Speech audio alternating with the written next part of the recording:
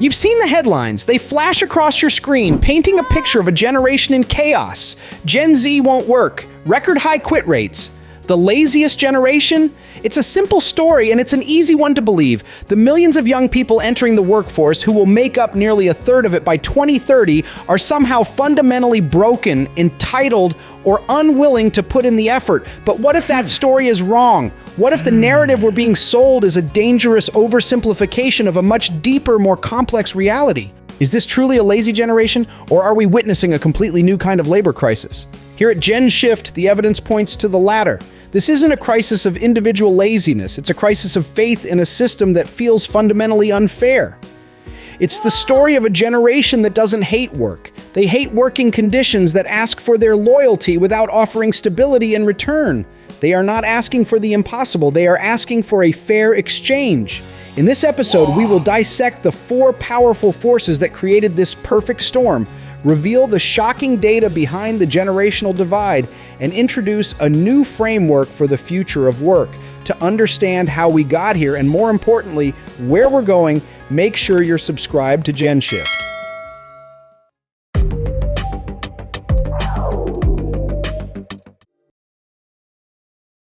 1. The perfect storm. What triggered the crisis?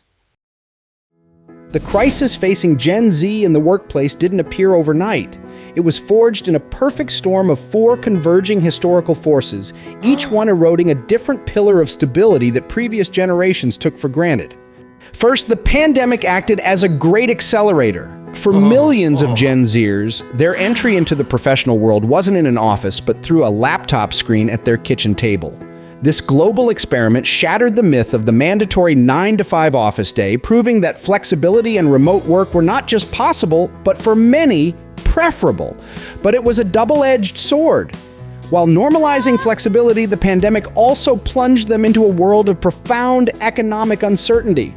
Unlike millennials who came of age in the Great Recession, Gen Z was supposed to inherit a strong economy with record low unemployment. Instead, the ground fell out from under them. A Pew Research Center survey found that half of the oldest Gen Zers reported that they or someone in their household lost a job or took a pay cut during the outbreak, a rate significantly higher than any other generation. They learned from day one that job security was an illusion, a lesson that has deeply shaped their values and their relationship with employers. The second force is the brutal reality of the cost of living squeeze. While on paper purchasing power has grown since the 1970s, the cost of essentials has skyrocketed in ways that median income has not. Let's look at the numbers. Since 1973, median home prices have risen by a staggering 1.45%, and the inflation-adjusted cost of public college tuition has increased by 177%. For many young workers, the foundational promise of the 20th century, work hard and you can build a stable life, feels like a cruel joke. They are working longer hours just to afford the basics, with over half of Gen Zers reporting they don't have enough savings to cover even 3 months of expenses. This isn't just an economic data point, it's a source of chronic underlying stress that shapes every career decision they make. It's the quiet anxiety that hums beneath the surface of their professional lives. This financial precarity feeds directly into the third force, the burnout epidemic. Burnout is not a personal failing, it's an occupational phenomenon, and it's hitting younger generations harder and earlier than ever before. Recent surveys are alarming, with some showing that over 70% of Gen Z and millennial employees report experiencing symptoms of burnout. One study found that 83% of Gen Z frontline workers feel burned out. They feel emotionally drained and used up by a work culture that demands constant connectivity and celebrates hustle without proportional reward. In response, a phenomenon labeled quiet quitting emerged, but it's not about being lazy. It's a conscious act of self-preservation, a refusal to provide unpaid, unrewarded labor in a system that has offered them little security in return. It's a rational boundary set against exploitation, a quiet rebellion against the expectation to give 110% for a 100% paycheck. And now a fourth shockwave is hitting the shore: artificial intelligence. The rise of generative AI has created a new, profound layer of job insecurity. It's not a distant threat, it's happening now. A Stanford study revealed that AI is already reducing the number of entry-level jobs, the traditional starting point for young careers. Another survey from KPMG found that half of Gen Z interns anticipate that 20% of their jobs will be automated by AI when they start their full-time roles. This creates a dual anxiety, the fear of being replaced by automation, and the immense pressure to constantly upskill just to stay relevant in a rapidly changing market. Imagine a workforce meter. The pandemic drops the needle on job stability. The cost of living crisis sends financial security plummeting. The burnout epidemic drains the well-being gauge, and the AI shockwave creates a constant state of uncertainty. Together, they overload the system, pushing the central needle into the red zone of a full-blown generational crisis. 2. The expectation chasm. Data behind the generational divide. This perfect storm has created more than just stress. It has carved a massive chasm between the expectations of Gen Z and the structures of the traditional workplace. The data on this is undeniable. Gallup reports that employee engagement is at a decade low, with workers under 35 driving the decline. But this disengagement isn't apathy. It's a direct symptom of this expectation chasm. Younger workers feel progressively more detached from their organizations, less likely to see a future for themselves in their current roles. Older generations were shaped by different economic realities. For many baby boomers and Gen Xers, the workplace was defined by a clearer, more linear path. Values like company loyalty, respecting hierarchy, and putting in long hours were seen as the price of admission for stability, a pension, and a home with a white picket fence. These were rational values for their time, but Gen Z's reality is completely different, and so are their values.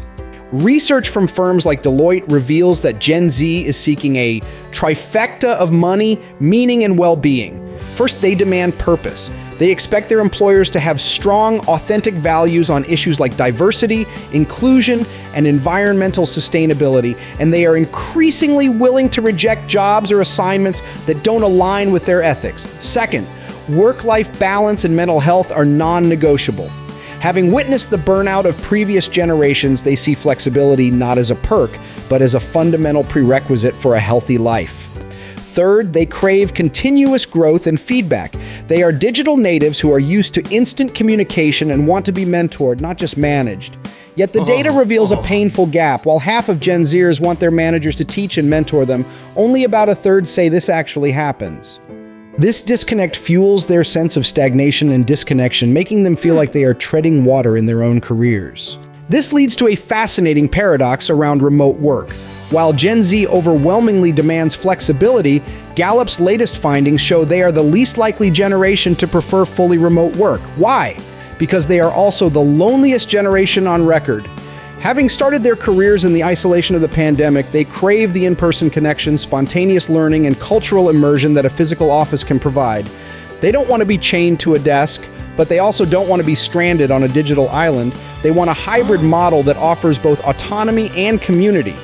This isn't about being needy, it's about a fundamental redefinition of ambition. The old ambition was a vertical climb up the corporate ladder. But data shows that only 6% of Gen Z see reaching a senior leadership position as their primary career goal. Their ambition is now horizontal. In a volatile world where industries can be disrupted overnight by AI, a single career ladder is a fragile asset. A diverse portfolio of skills, experiences, and a strong sense of purpose are far more resilient. When older managers see a lack of interest in the traditional climb, they misinterpret it as a lack of ambition.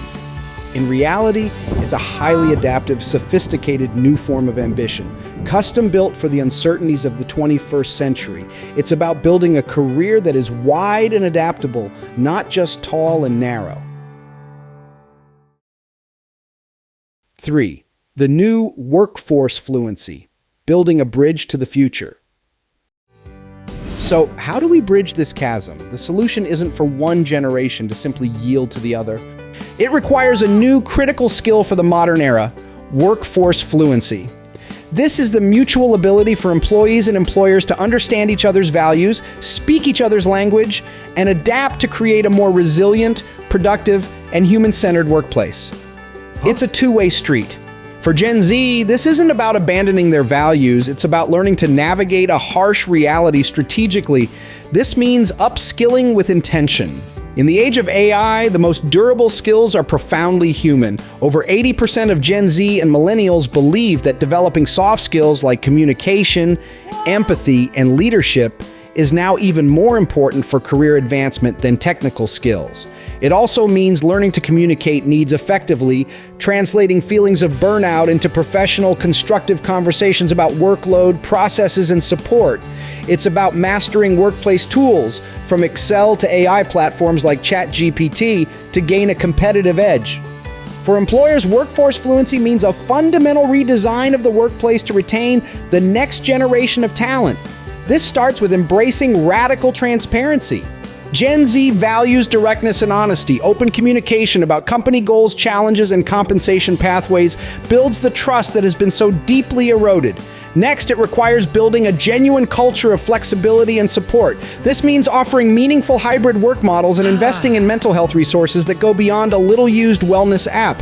Finally, it means creating clear paths for growth that aren't just a single ladder. Investing in mentorship programs, internal mobility, and cross-functional projects shows employees they have a future within the company, a future that values their horizontal, skills-based ambition.